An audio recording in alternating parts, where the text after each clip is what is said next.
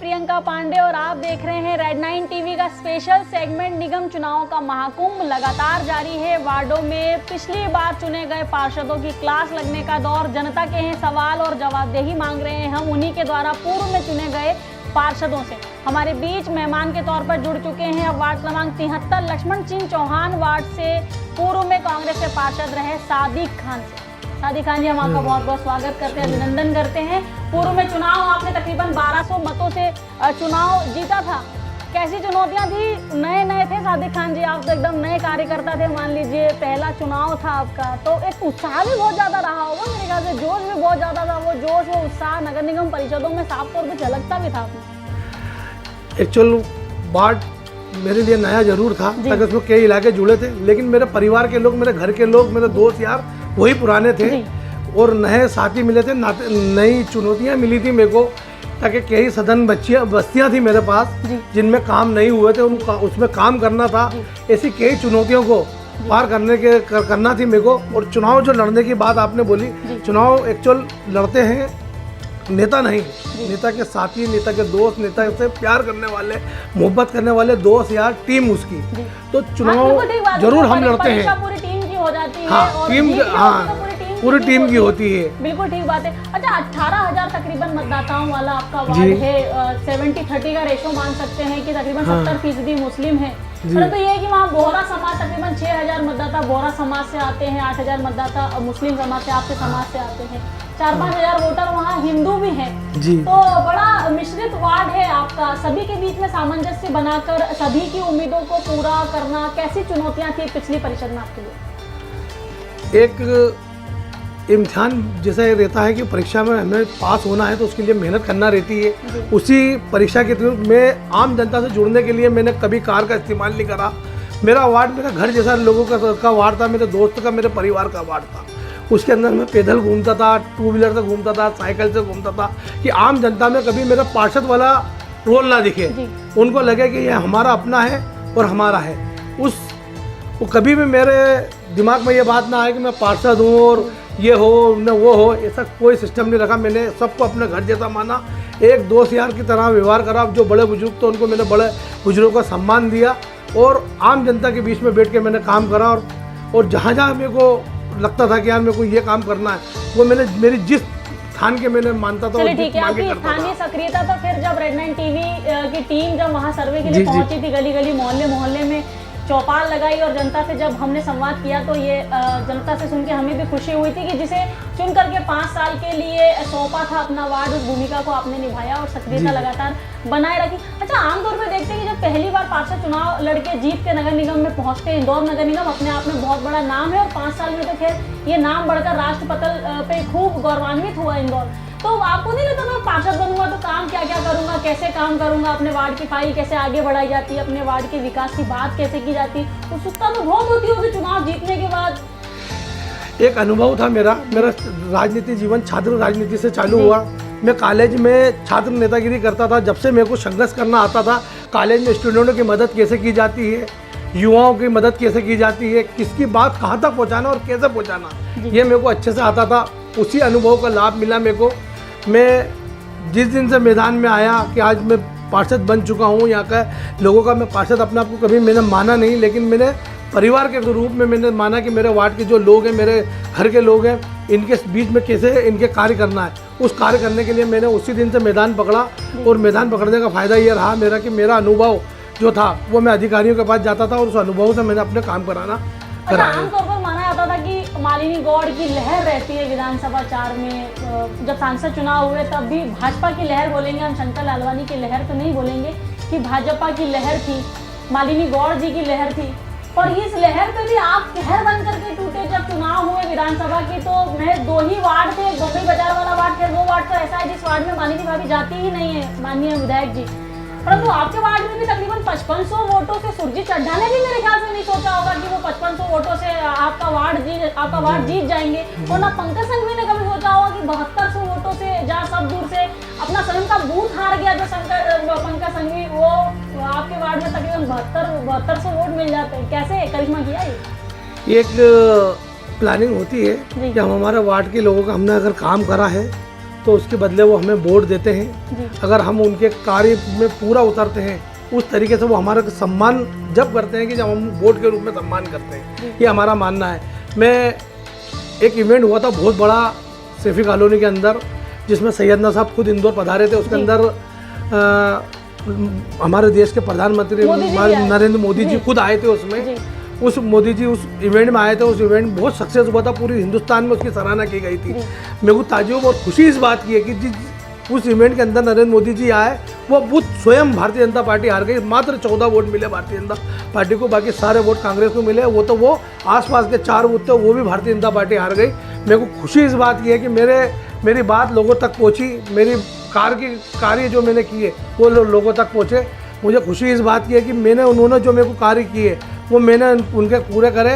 तो उन्होंने जो मैंने मांगा, मैंने उनसे वोट मांगा पंकज संघवी जी के लिए, उन्होंने वोट दिए और उन्होंने पंकज संघवी को मेरे वहाँ से 7200 से जीते। तो इंशाल्लाह अच्छा है कि अब आपकी धर्मपत्नी चुनाव लड़ना चाहती है, जिसने दूसरे लोगों के लिए इतना काम कर दिया। बेहतरी ये है कि चलिए जब अगर धर्मपत्नी चुनावी अखाड़े में उतरती है तो बेशक जनता आपकी धर्मपत्नी की भी सराहना करेगी और मताधिकार के रूप में प्रयोग करेगी और नगर निगम चुनाव में भेजेगी। क्या लगता है? निश्चित ही रूप से मेरे कार्य अगर मैंने किए हैं, मेरा वार्ड आज गूगल सर्च करें आप तो भारत का 0 वेस्ट वार्ड के रूप में गिनती आती है कि 0 वेस्ट वार्ड बनता ऐसे नहीं है, उसके लिए बहुत मेहनत करना पड़ी थी। मैंने मेहनत करी, मेरे वार्ड को नंबर 2 बार अवार्ड मिला। एक बार स्वयं इस मध्य प्रदेश के मुख्यमंत्री शिवराज सिंह चौहान जी ने अवार्ड दिया, बेस्ट अवार्ड दिया। एक बार खुद केंद्र शासन से चीफ सेक्रेटरी दुर्गा शंकर मिश्रा जी खुद आए मेरे वार्ड में, जो नरेंद्र मोदी जी के दाहिने हाथ खिलाते हैं या पेन कह दो उनका, वो आए और उन्होंने अवार्ड दिया। ये एक मेहनत थी मेरी और मेरे वार्ड के सपोर्ट था। मैं ये नहीं मानता कि मैंने अकेले ने करा। जब तक जनता अगर उस नेता के साथ नहीं होती है वो नेता आगे बढ़ नहीं सकता।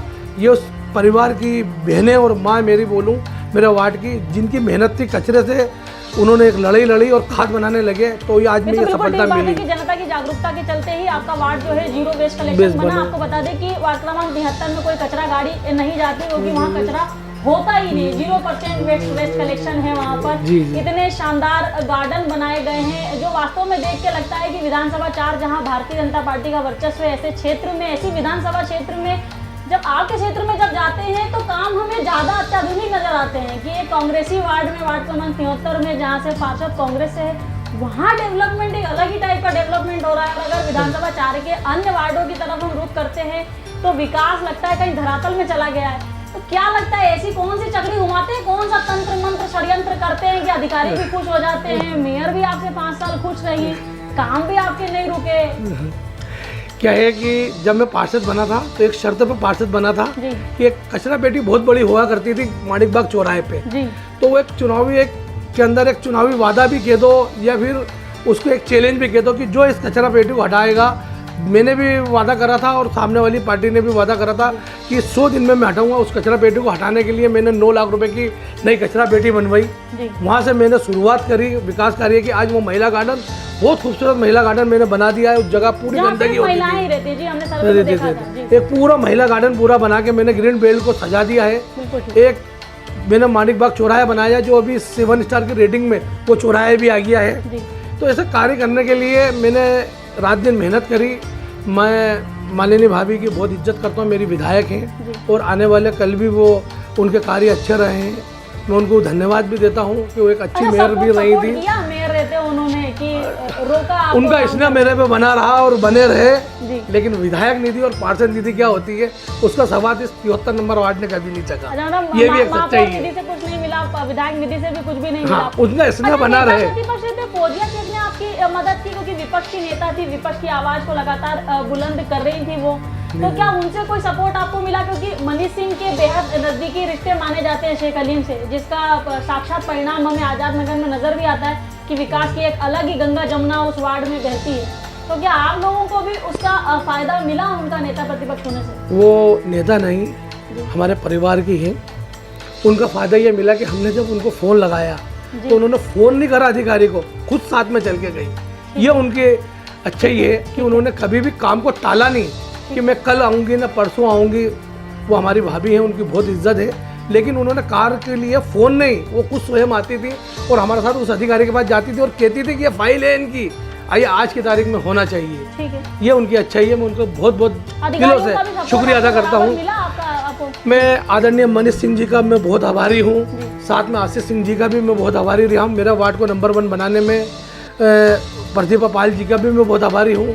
ये 3 आयुक्त मेरे को मिले, इन तीनों आयुक्तों का मैं दिल से आभार करता हूँ कि मैंने इनसे जो कार्य बोला इन्होंने बिल्कुल वैसा मेरा करा, कभी किसी चीज़ के लिए इनकार नहीं करा। मैंने बोलता था कि सर ये फाइल मेरे ऐसा है, इसको ऐसा होना चाहिए, ये मेरा वार्ड है सर, इसमें मेरे को ऐसा होना चाहिए। कचरा पेटी हटाने के लिए सबसे पहले वो शुरुआत करी थी, तो मैं मनीष सिंह जी का कहता हूँ, उन्होंने चलिए, जीरो ठीक वेस्ट है, वार्ड जहाँ बनाया आमतौर था। पर धन्यवाद विपक्ष उनका। यानी कि कांग्रेस हमेशा ये आरोप लगाता है कि भारतीय जनता पार्टी सरकार नहीं चलाती, अधिकारी सरकार चलाते हैं, नगर निगम को मेयर नहीं चलाती है, नगर निगम को कमिश्नर चलाते हैं। बहुत अच्छा लगता है अपने स्टूडियो में जब हम चर्चा करते हैं अपने पार्षदों से, तो वे भी पीठ थपथपाते हैं अधिकारियों की। मतलब कहीं ना कहीं हमारे मध्य प्रदेश का, हमारे इंदौर का जो प्रशासनिक अमला है वो माहिर है हर प्रकार से संतुलन बनाने में, सामंजस्य बनाने में। खैर बहरहाल ये कोविड का जो काल था सादिक भाई, वो कैसा रहा आपके लिए? क्या सपोर्ट मिला मालिनी मौर्य की? मान लीजिए उनकी विधानसभा क्षेत्र है, तो क्या आपको अकेली वहाँ भी बैटिंग करनी पड़ी, बल्लेबाजी करनी पड़ी, जनता की मदद करनी पड़ी या नहीं, सहयोग असल मिला? में कोविड में तो खैर भाभी की खुद ही पॉजिटिव हो गई थी, तो वो आई नहीं। और रही बात मेरी को पार्षद निधि के अलावा कभी उन्होंने महापौर निधि नहीं मिली, ना विधायक निधि मेरे को मिली, तो कोविड में भी स्वाभाविक है मेरे को कोई मदद मिलना नहीं थी। जी। मेरे को अच्छे से याद है कि जब स्टार्टिंग में जब कोविड का आक्रमण फैलने लगा, जगह जगह बीमार लोग हो निकलने लगे, लाशों की तादाद बढ़ने लगी फर्स्ट टाइम में।